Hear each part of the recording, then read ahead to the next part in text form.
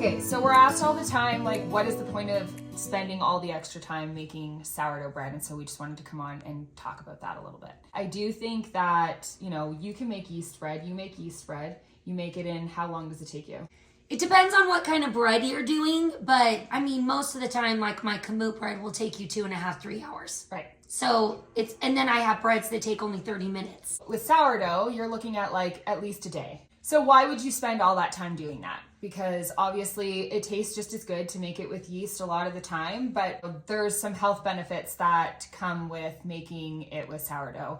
And a lot of that has to do with your gut health, and then obviously like the breakdown of the gluten. So when you're making anything with sourdough, but specifically bread, it goes through a period of like a bulk fermentation where you're manipulating the dough all the time. And every time you're manipulating the dough, you're sort of like spreading around that fermentation. And so yeast, like a conventional yeast, will artificially leaven your bread. So you still get the same kind of outcome of like this really nice rise or whatever.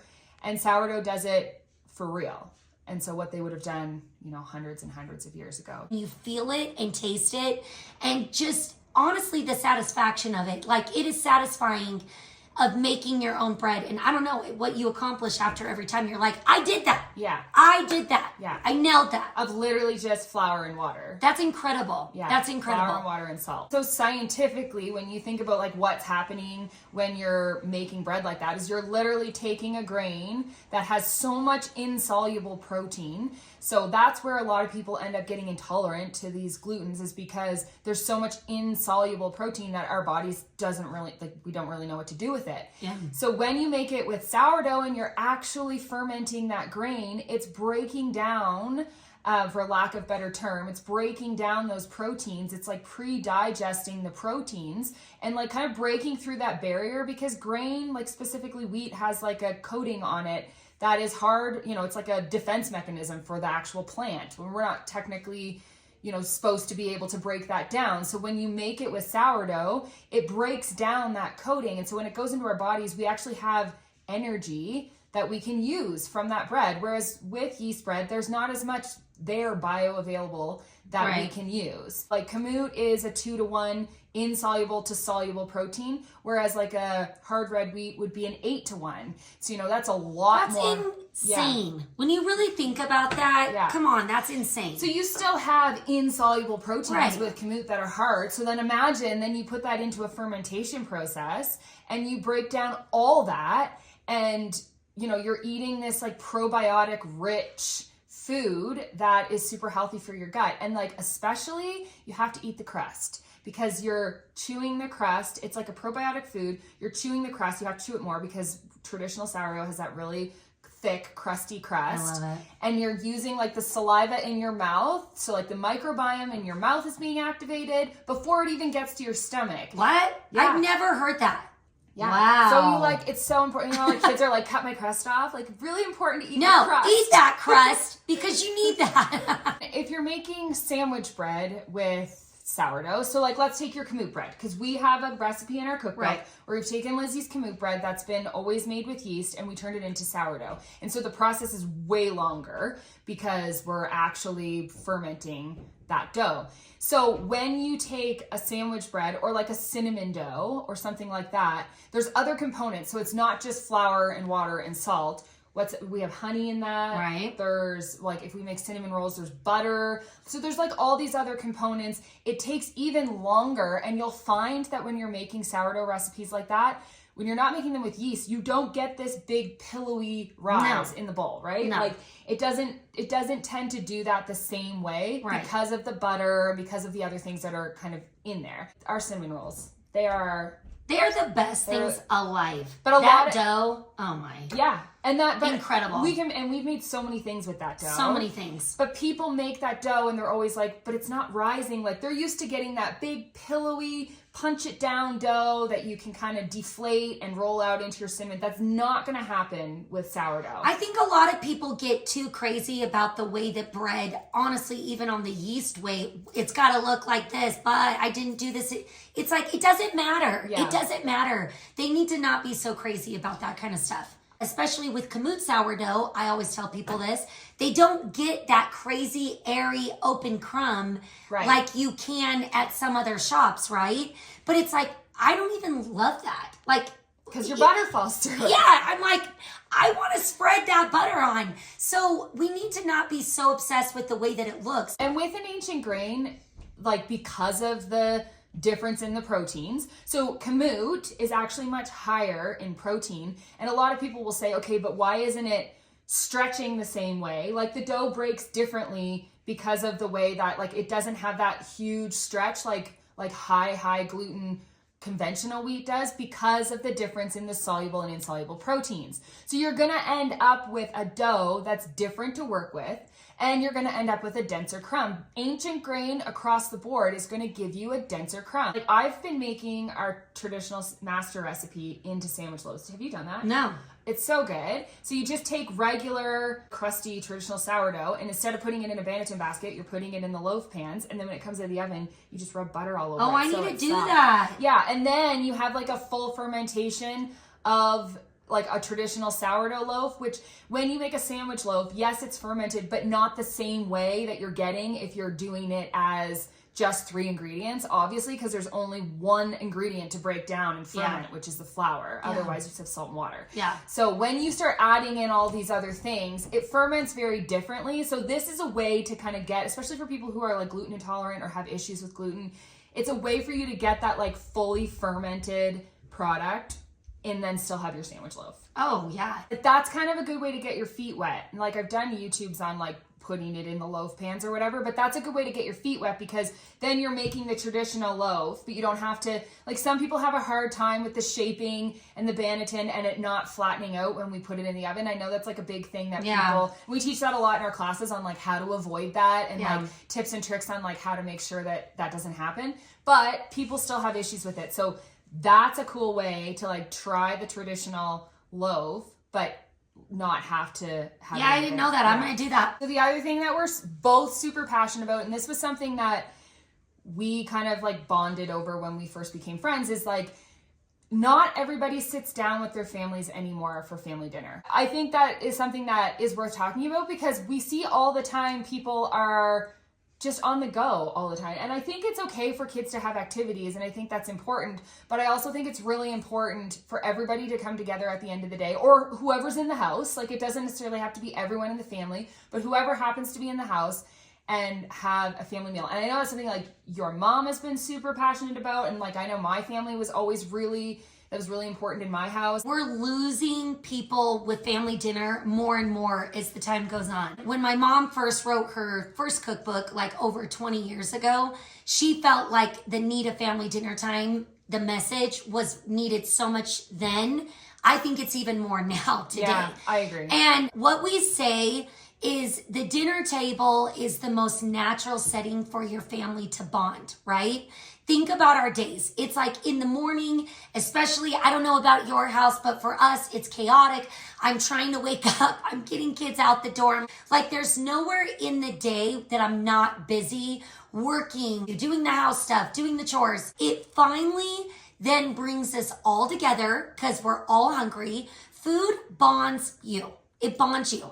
Not only does it feed your soul, but it's like the memories and the feeling that you have that are associated with food, right? It's a big, big deal. I don't remember every dinner, that I had with my mom and that I was raised at the table, but I remember the feeling. I remember the smells. I remember the expectation. Yeah, the expectation. You've got to have a consistency of it too. It's really important to try to have family dinner at least 3 times a week. We, most of the time, have it 5 days a week.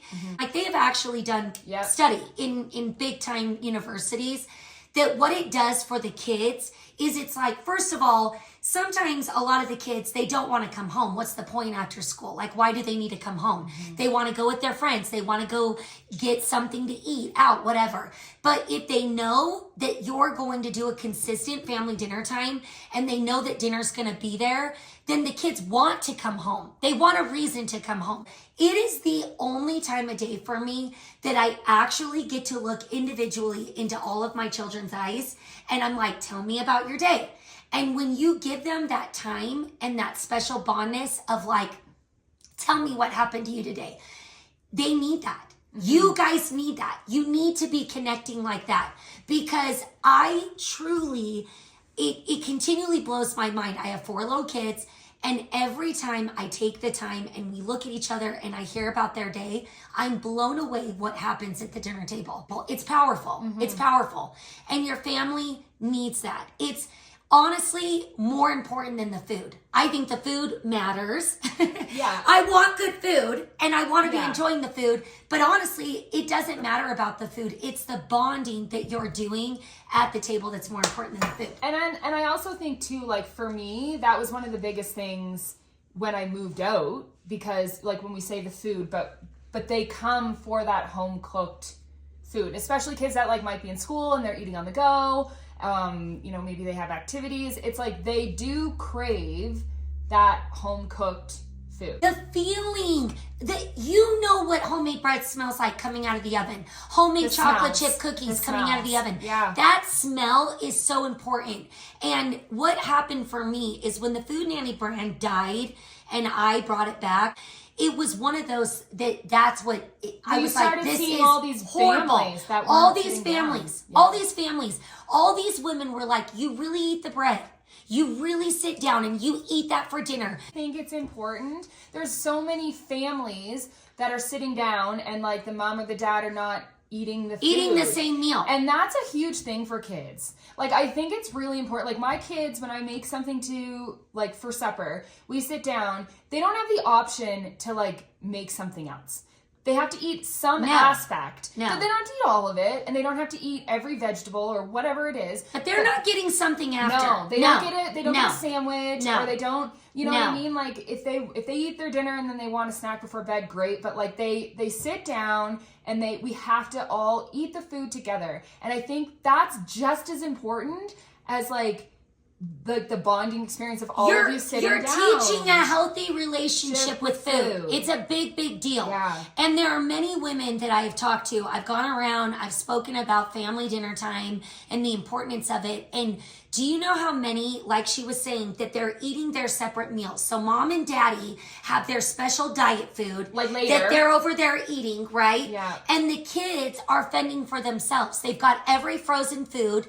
Chicken nuggets and fries. Yeah, chicken nuggets and fries. It's like you're trying to teach them a healthy relationship with food and how to have this healthy lifestyle that will last for the rest of their lives. And then also, if you're constantly eating processed food through your childhood, and it doesn't necessarily, obviously that's not a healthy thing to do, but then those children only know how they feel on processed food. So like for me, we didn't have that option in my family. We had home cooked meals every day. We had home cooked snacks all the time. Like that was what was in my house. So I knew what my body felt like as a child eating that kind of food. Did we go out for ice cream? Did we go out for fast food? Like, sure. Oh, I'm not perfect. But kids, as they're growing, they will seek what they feel they're used to. And like if they're used to being addicted to fast food and packaged food, well, when they leave the home, that's the only thing they're going to understand how to feed their bodies, because they're not going to actually know what it feels like